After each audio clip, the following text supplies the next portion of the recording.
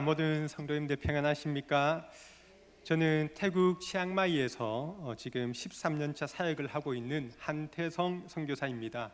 이번에 건강검진차 한국을 방문하게 되었는데 또 협력해 주시는 남산제일교회 목사님, 또 장로님, 또 성도님들을 만나게 되어서 너무나 기쁩니다. 특별히 좀 전에 얘기해 주신 대로 또 선교팀이 작년에 또 와서 또 좋은 시간, 또 저희 학생들에게 또 여러 교회에 또 좋은 선한 영향력을 또 보여주셔서 다시 한번 감사드립니다. 오늘은 드리는 그 말씀과 선교복을 통해서 하나님의 은혜가 임하길 소망합니다. 때문에 짧게 말씀을 먼저 나누고 선교복을 하는 시간을 가지겠습니다. 여러분, 우리 모두는 복받은 사람입니다. 믿으십니까? 우리가 가난하든지 부유하든지 많이 배웠든지 덜 배웠든지에 상관없이 우리가 어떤 상황 가운데 지금 있든지에 상관없이 우리는 주님 안에서 복받은 사람인 줄로 믿습니다. 왜냐하면 제가 말하는 이 복은 세상이 말하는 복이 아니거든요. 여러분, 세상이 말하는 복은 어떤 복입니까? 돈, 명예, 권력, 우리 눈에 보이는 것들입니다. 그러나 이러한 것들은 지금 가지고 있어도 언제 사라질지 모르는 불완전한 것들입니다. 그러나 오늘 성경이 우리에게 우리가 가졌다고 하는 그 복은 우리 모두가 가졌다는 이 복은 여러분 어떤 복입니까? 그것은 영원하고 완전하며 참된 만족을 주는 복입니다. 그것은 바로 예수 믿고 구원받은 복인 줄로 믿습니다. 죽어야 할 죄인이 지옥에 가야 할 죄인이 예수 믿고 구원받아 하나님의 자녀가 되고 천국 백성이 되는 것, 그것이 복 중의 복이고 참된 복인 줄로 믿습니다. 때문에 이 구원의 복, 이 영적인 복의 이 참된 가치를 아는 바울이 하는 말씀이 바로 오늘 3절입니다.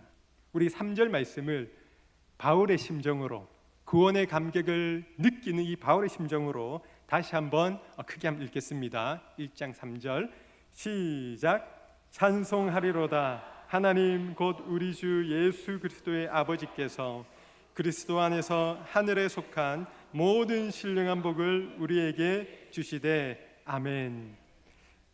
바울은 지금 하나님을 기뻐하고 찬송하고 있습니다. 찬송하리로다.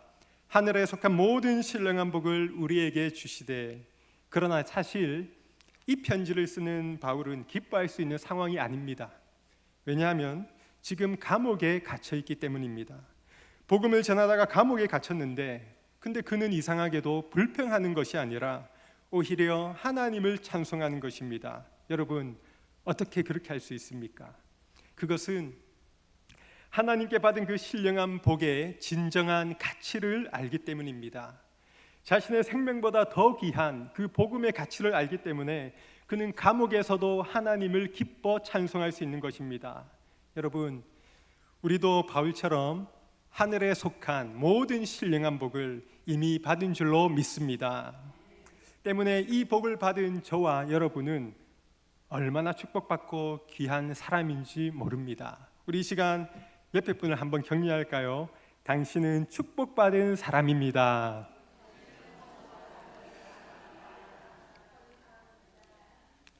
이것이 바로 진리이고 이것이 하나님이 보시는 우리의 모습입니다. 그러면 하나님께서 이 귀한 복을 우리에게 주신 이유는 무엇일까요? 첫째는 하나님이 주신 복을 누리기 위해서입니다. 하나님은 우리가 이 땅 가운데 살아가는 동안 하늘에 속한 그 신령한 복들을 누리기를 원하십니다. 그런데 어떤 분들은 이렇게 이야기합니다. 우리가 예수 믿고 구원받으면 되지, 나중에 죽어서 천국 가면 되지, 또 뭘 바라나.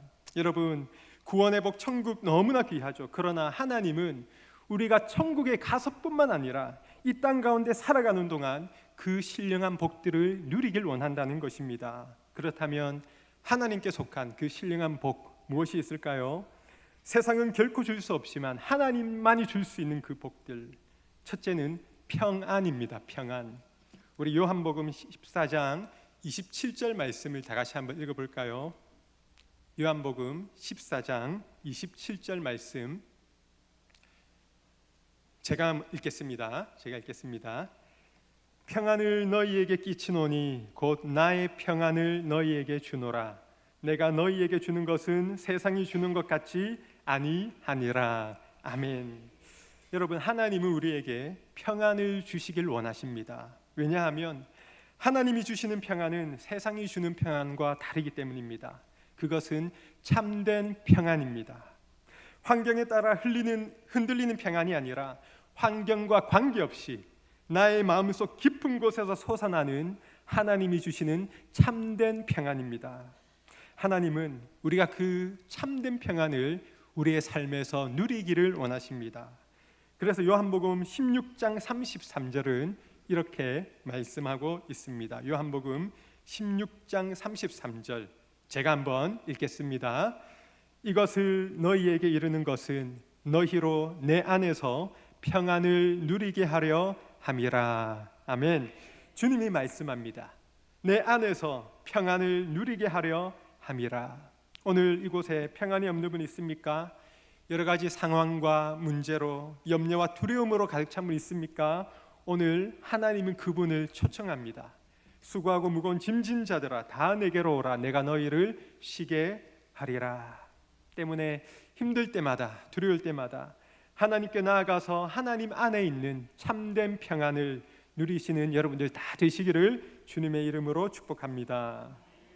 또 하나님께서 우리에게 주시고자 하는 그 복이 있는데 그것은 참된 기쁨입니다. 참된 기쁨. 시편 16편 11절에 이렇게 말씀하는데요, 제가 읽어드리겠습니다. 시편 16편 11절에 주께서 생명의 길을 내게 보이시리니 주의 앞에는 충만한 기쁨이 있고 주의 오른쪽에는 영원한 즐거움이 있나이다. 주의 앞에 뭐가 있다고요? 충만한 기쁨이 있고 주의 오른쪽에는 영원한 즐거움이 있습니다. 여러분, 이 세상의 사람들은 이 기쁨을 찾기 위해서 누구는 도박에 빠지고 술을 마시고 또 다른 곳에 갑니다. 그러나 그것은 결코 그들을 만족시켜 줄 수가 없습니다.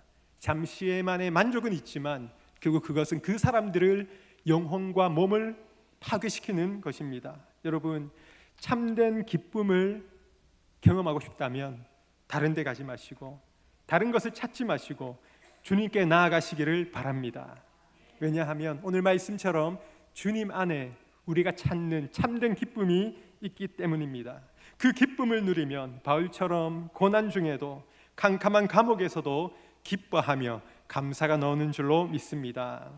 저는 이곳에 모인 모든 성도님들께서 2026년 하늘로부터 오는 모든 신령한 복, 구원, 감사, 평강, 기쁨, 참된 만족을 누리시는 올해 되시기를 축복합니다. 또 하나님께서 우리에게 복을 주시는 이유가 또 다른 중요한 이유가 있는데요, 그것은 저를 한번 따라하겠습니다.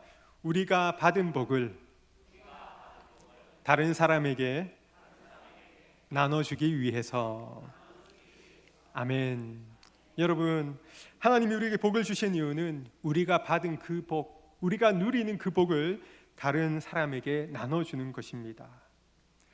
성경에는 복을 받은 사람들이 많이 있는데 대표적인 한 명을 뽑으라 하면 누구입니까? 우리가 잘 아는 아브라함이지. 아브라함. 그는 하나님께 큰 복을 받았습니다. 창세기 12장 2절에 성경 말씀에 이렇게 이야기하는데요, 제가 한번 읽겠습니다. 내가 너로 큰 민족을 이루고 내게 복을 주어 내 이름을 창대하게 하리니 너는 복이 될지라. 하나님이 아브라함에게 말씀합니다. 내가 내게 복을 줄 것이고 너는 복이 될지라. 아브라함은 하나님의 복을 많이 받을 뿐만 아니라 아브라함 자신이 복이 되는 그런 하나님의 크신 약속을 받습니다. 그리고 그 약속대로 아브라함은 자자손손 축복을 받는데요, 그러면 하나님께서 이 큰 복을 아브라함에게 주신 이유가 무엇일까요? 단순히 아브라함이 이 큰 복을 받아서 자신의 이름이 위대해지고 자신의 가족이 행복하게 살려고 이 복을 주셨을까요? 아닙니다. 하나님께서 복을 주셨던 중요한 이유가 있는데요, 창세기 12장 3절에 답이 있는데 제가 한번 읽겠습니다. 답을 한번 발견해 보시기 바랍니다. 너를 축복하는 자에게는 내가 복을 내리고 너를 저주하는 자에게는 내가 저주하리니 땅의 모든 족속이 너로 말미암아 복을 얻을 것이라 하신지라. 3절 후반절 보시면 땅의 모든 족속이, 즉 이 땅 가운데 있는 모든 민족이 너로 말미암아, 너가 누굽니까? 아브라함입니다. 아브라함을 통해 모든 민족이 복을 받게 될 것이라고 하나님이 말씀하고 있습니다. 즉 하나님께서 아브라함에게 복을 주신 이유는 단지 아브라함만을 위한 것이 아니라 먼저 복받은 아브라함을 통해서 이 땅에 온 세상의 모든 민족에게 그 복을 나눠주기 위해서입니다. 마찬가지입니다. 여러분, 하나님께서 우리에게 먼저 예수 믿고 큰 복을 주신 이유는 단지 우리만 그 받은 복을 누리기 위해서가 아니라 먼저 복받은 우리를 통해서 그 큰 복을 다른 이웃들에게, 열방에 믿지 않는 자들에게 나눠주기 위해서입니다. 여러분, 우리 하나님의 마음은 한 사람, 아브라함, 때로는 여러분 한 명에게서 시작하지만 그러나 언제나 열방 모든 민족을 향하고 있다는 것을 기억하시기를 바랍니다. 여러분, 예루살렘 교회를 아십니까? 예루살렘 교회가 어떤 교회입니까? 좋은 교회였습니다. 성경에 보니까 예루살렘 교회는 모이기를 힘쓰고 서로 교제하고 떡을 떼며 함께 예배하는 기쁨이 충만한 교회였습니다. 다시 말해 하나님의 복을 누린 교회였습니다. 그런데 예루살렘 교회가 한 가지 부족한 것이 있더라고요. 그것은 열방을 향한 하나님 아버지의 마음이었습니다. 그들의 공동체는 너무나 복되고 복을 누렸지만 열방을 향한, 이방을 향한 선교의 마음은 부족했습니다. 때문에 그들이 복음을 전해도 어디까지 전합니까? 교회가 속해 있는 예루살렘, 그 유대 지방까지였습니다. 왜냐하면 거기는 자신의 동족 유대인만 있기 때문입니다. 그러나 여러분, 하나님의 뜻은 무엇입니까? 사도행전 1장 8절 말씀에 오직 성령이 너희에게 임하시면 너희가 권능을 받고 예루살렘과 온 유대와 사마리와 땅끝까지 이르러 내 증인이 되리라 하시니라. 하나님의 뜻은 유대까지가 아니라 유대를 넘어서 땅끝까지 가는 것입니다. 그러나 예루살렘 성도들은 더 이상 나가지 않았습니다. 다시 말해 선교하지 않았다는 것입니다. 그래서 하나님께서 그 뜻을 이루기 위해서 어떻게 하십니까? 스데반 집사님의 순교 이후에 교회에 핍박이 찾아오고 그 핍박을 피하기 위해서 성도님들이 흩어집니다. 그런데 놀라운 것은 흩어지는 과정 가운데 복음이 이방 지역에 전파되게 됩니다. 사마리아에 전파되고 나중에는 북쪽으로 더 올라가서 안디옥까지 전파됩니다. 여러분, 우리 하나님은 교회의 핍박을 통해서라도 열방을 향한 하나님 아버지의 뜻을 이루어 가시는 하나님인 줄로 믿습니다. 그리고 드디어 그 북쪽에 수리아 안디옥 교회가 생기는데요, 많은 사람들이 예수님을 믿기 시작합니다. 특별히 그 지역은 이방인들이 사는 곳이라 많은 이방인들이 예수님을 믿기 시작합니다. 그리고 교회가 부흥되는 것입니다. 그런데 문제가 있습니다. 교회는 부흥이 되는데 그들을 돌볼 목회자가 없는 것입니다. 그 소식을 들은 예루살렘 교회가 어떻게 합니까? 한 분을 보내는데 그분이 이름이 뭐죠? 바나바입니다. 여러분, 바나바가 어떤 사람입니까? 성경에 보니까 착한 사람이고 또 성령과 믿음이 충만한 사람, 또 바나바의 이름이 위로자, 격려자였습니다. 그 이름처럼 위로와 격려를 너무나 잘하는 목회자였습니다. 사실 우리는 잘 알죠. 유대인들은 이방인들과 식사도 같이 않고 그들을 항상 정죄하는데 이 바나바는 그들을 정죄하는 것이 아니라 따뜻하게 위로하고 격려해 주는 것입니다.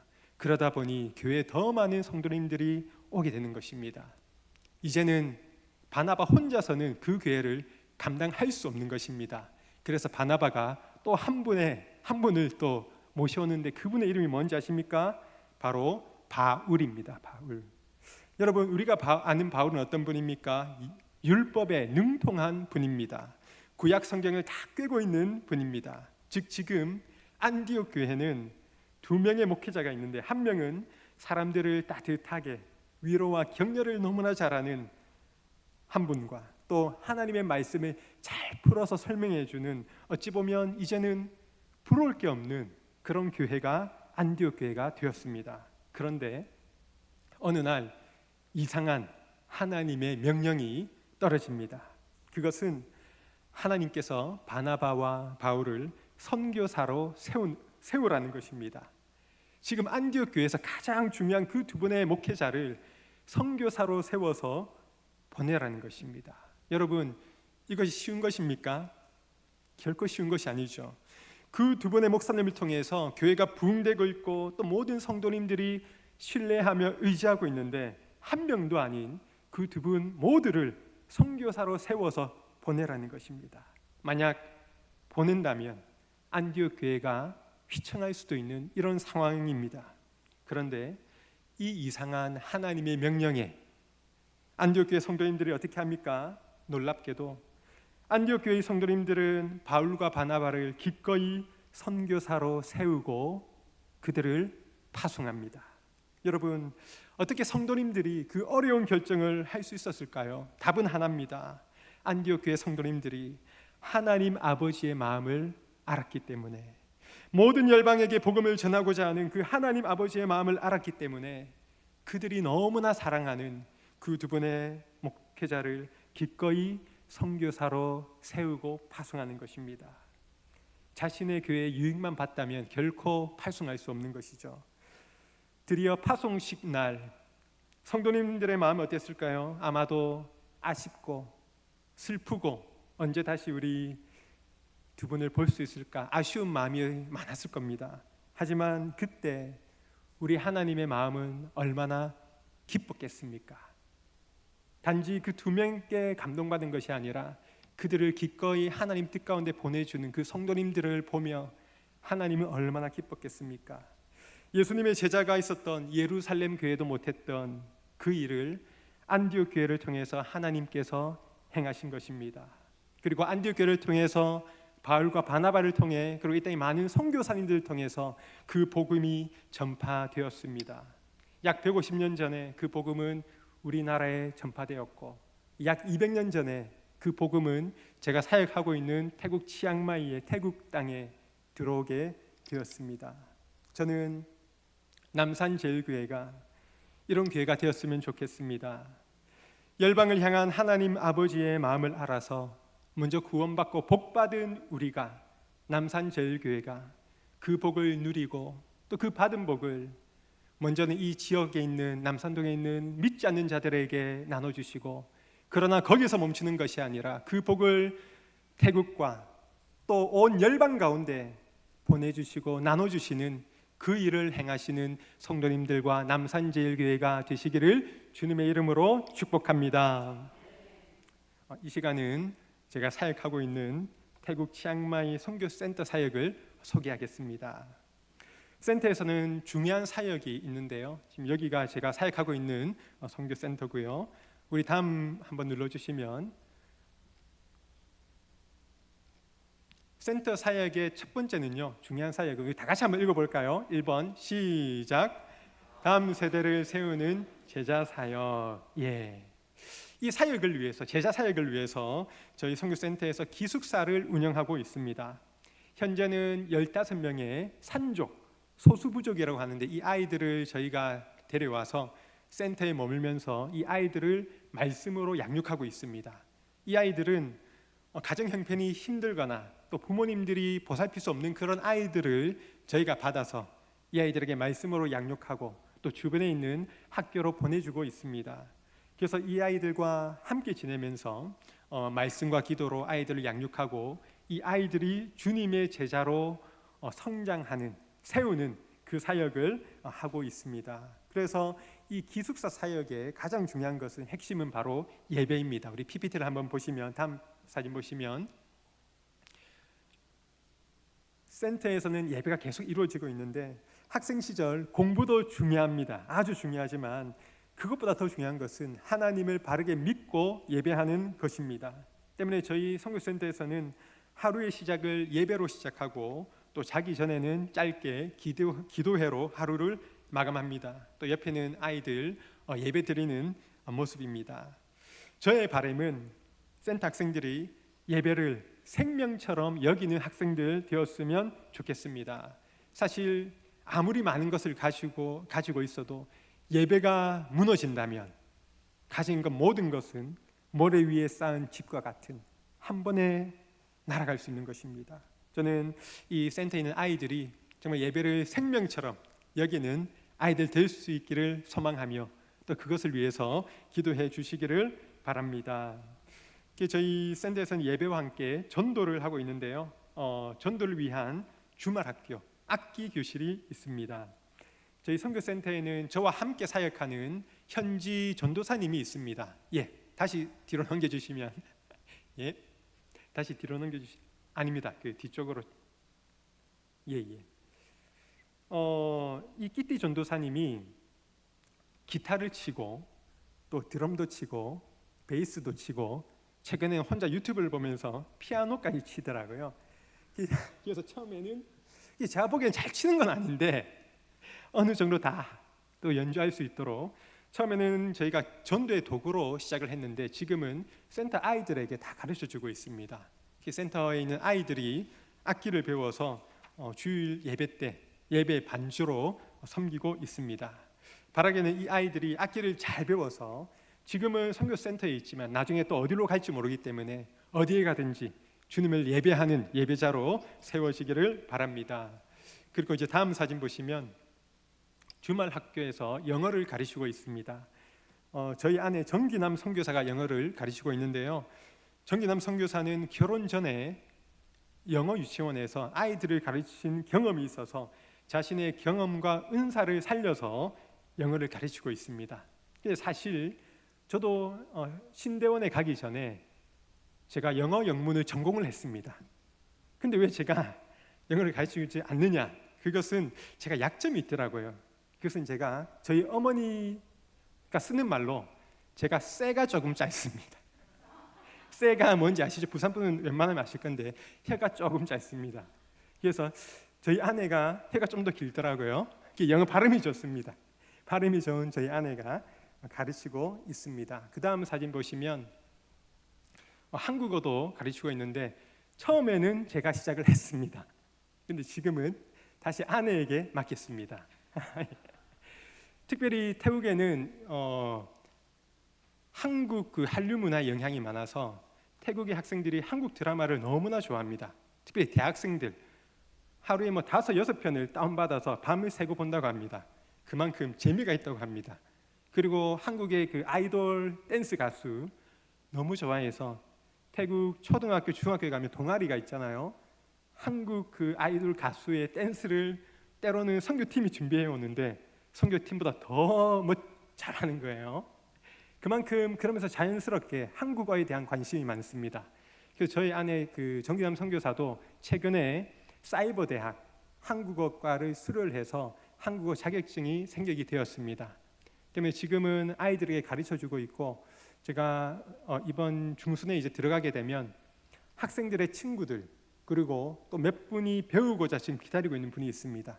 또 나중에는 센터 주변에 있는 학교에 들어가서 한국어를 가르쳐주면서 복음을 전하고자 하는 소망이 있습니다. 때문에 센터에서 이루어지고 있는 악기 교실 또 영어와 한국어를 통해서 전도의 문이 열리기를 소망합니다. 그 다음 사진 보시면 제자 훈련의 모습인데요. 학생들의 신앙을 위해서 제자 훈련을 하고 있습니다. 저희가 매주 예배는 드리지만 또 아이들이 또 손을 들고 힘차게 찬양을 하지만 그 아이들의 신앙을 확인하기가 쉽지가 않더라고요. 그래서 제자 훈련을 통해서 아이들의 그 신앙과 믿음을 확인하고 또 공부하고 있는데요. 저는 이 시간이 단지 하나님 말씀에 대한 지식만 늘어가는 시간이 아니라 짧은 시간이지만 이 제자 훈련 공부 시간을 통해서 살아계신 하나님을 인격적으로 만나고 고백하는 시간이 되었으면 좋겠습니다. 그래서 아이들이 말씀에 순종할 수 있는 그 정도의 수준까지 올라가는 아이들이 될 수 있도록 시간이 되시면 또 기억이 나시면 기도해 주시기를 바랍니다. 이렇게 아이들을 통한 이 교육을 통해서 주고자 하는 것은 세례입니다. 주님의 지상명령이 가서 모든 족속으로 제자를 삼고 그들에게 세례를 주라고 하셨는데 저도 그 말씀대로 세례를 주고 있습니다. 그러나 아무에게 주는 것은 아니고 저와 함께 중학교 이상 그리고 저와 함께 1년 이상 신앙생활을 한 아이들에게 세례를 줍니다. 또 세례식을 하기 전에 또 3주간의 세례 교육을 받고 믿음을 신앙을 확인한 후에 세례를 주고 있는데요. 세례를 주는 모습입니다. 태국은 교단과 관계없이 침례를 줍니다. 어떤 교회는 성도님들을 수영장에 데려가서 또 어떤 교회는 강에 데려가서 그들에게 세례를 주고 있습니다.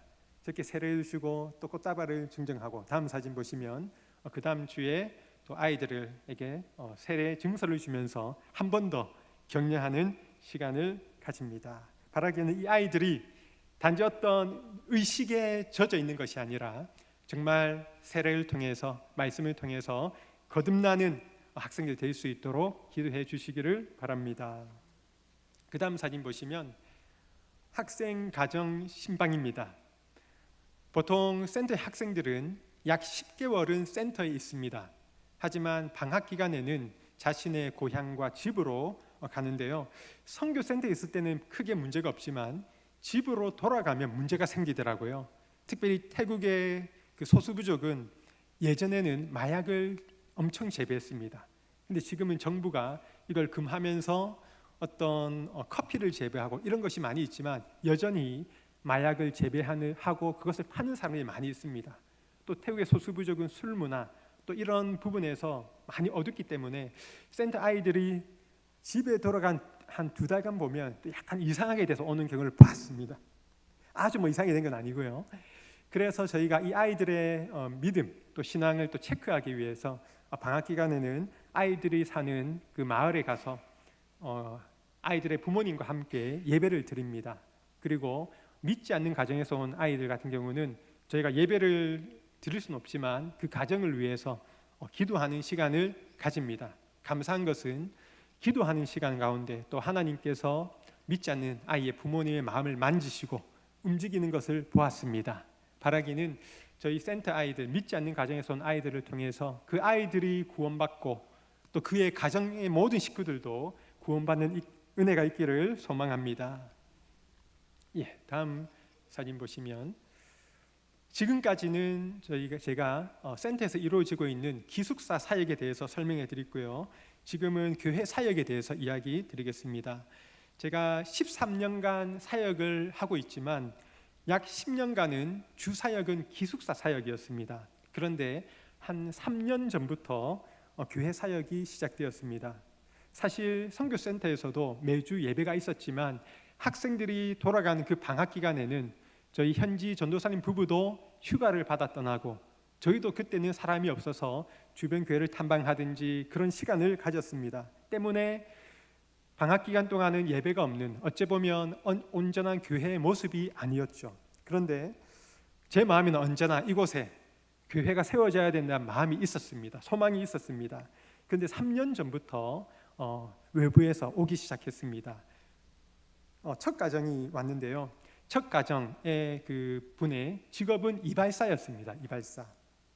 어떻게 오게 됐냐면 저희 센터의 남학생들이 한 달에 한 번씩 이발을 하러 갔습니다. 근데 그 첫 번째 가정은 믿는 분인데 한 4, 5년간 교회를 안 다녔습니다. 코로나 기간도 겹치고 또 그 전부터 교회를 안 다니고 그런데 저희 센터 학생들이 오면서 저희 선교센터에서 주일날 예배가 있다는 소식을 듣고 또 그 성도님이 예배를 드리고 싶은 거였습니다. 그러면서 저희 선교센터에 처음 오게 되었습니다.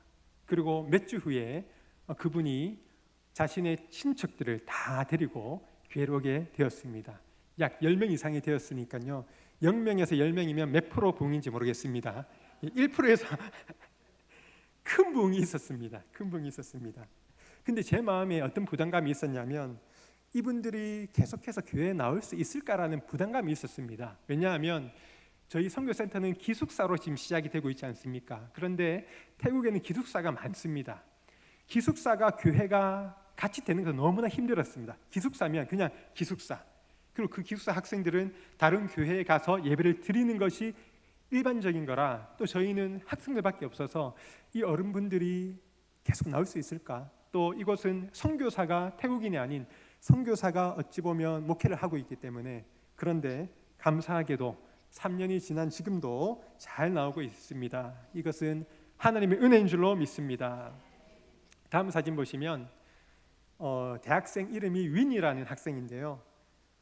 이 학생은 또 어떻게 오게 되었냐면, 저희가 첫 번째 오게 된 그 가정, 이발소를 경영하시는 그분의 가게에 신방을 갔습니다. 신방에 가서 기도를 해드리러 갔는데 그날따라 손님이 많더라고요. 많은 이유는 기술도 좋지만 가격이 가장 쌉니다. 그 동네에서.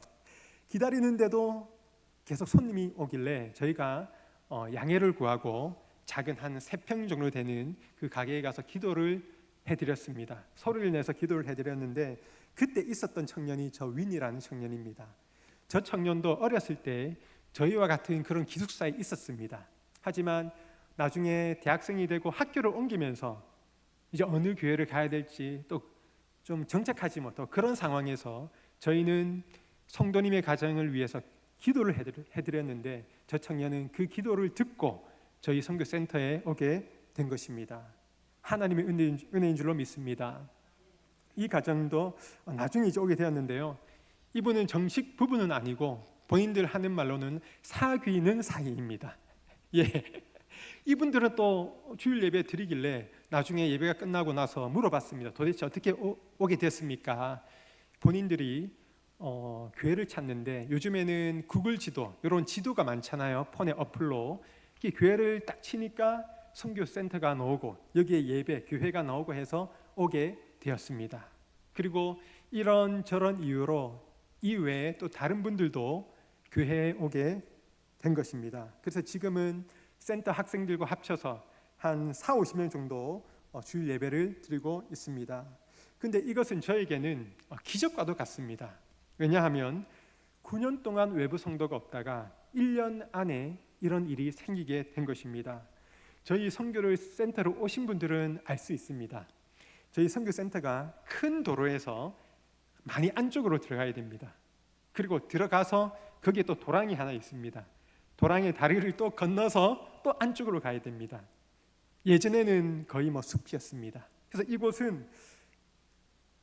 이곳에 와본 분은 선교사님이든지 오셨던 분이 하셨던 얘기가, 여기는 교회는 될 수 없다라고 하시더라고요. 이 위치는 선교센터, 훈련센터는 되지만 교회는 될 수 없다라고 열의 9분 얘기하셨습니다. 저희 파송교회 목사님과 저도 그렇기 때문에 교회를 개척하려면 주변에 있는 메조 대학가에 교회를 알아보는 게 어떠냐, 상가를 알아보는 게 어떠냐 했는데, 하나님은 사람들이 생각하기에 교회로서 적합하지 않다는 그곳에 선교센터를 지역교회가 되게 하신 것입니다.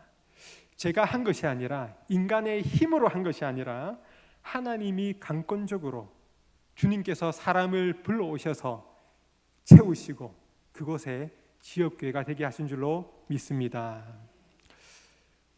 여러분, 우리 하나님은 불가능한 것을 가능케 하시는 하나님인 줄로 믿습니다.